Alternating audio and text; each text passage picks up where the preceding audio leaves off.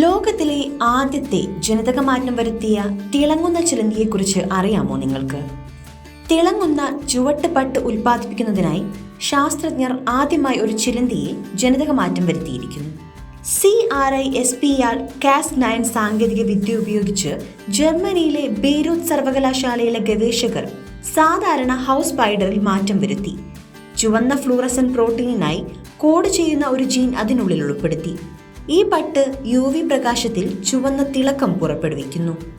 Beirut സർവകലാശാലയിലെ biomaterials ഗവേഷണ ഗ്രൂപ്പാണ് പരീക്ഷണങ്ങൾ നടത്തിയത്. CRISPR-Cas9 ജീൻ എഡിറ്റിംഗ് സിസ്റ്റം ഉപയോഗിച്ച് ഈ സംഘം ചിലന്തികളുടെ സിൽക്ക് പ്രോട്ടീൻ DNAയിൽ ഒരു ഫ്ലൂറസെന്റ് മാർക്കർ ജീൻ കൂടി ചേർത്തു. തുടർന്ന് വന്ന ചിലന്തികൾ കടും ചുവപ്പ് നൂലുകൾ ഉൽപ്പാദിപ്പിച്ചപ്പോൾ ഈ എഡിറ്റ് വിജയകരമായി. മനുഷ്യനിർമ്മിതമായ പല നാരുകളെക്കാളും മികച്ച പ്രകടനം ഡ്രാഗ് ലൈൻ സിൽക്ക് ഇതിനോടകം തന്നെ നേടിയിട്ടുണ്ട്. ഇത് പെട്ടെന്ന് കീറിപ്പോകുന്നതിനെ പ്രതിരോധിക്കുന്നു, പൊട്ടുന്നതിന് പകരം വലിച്ചു നീട്ടുന്നു.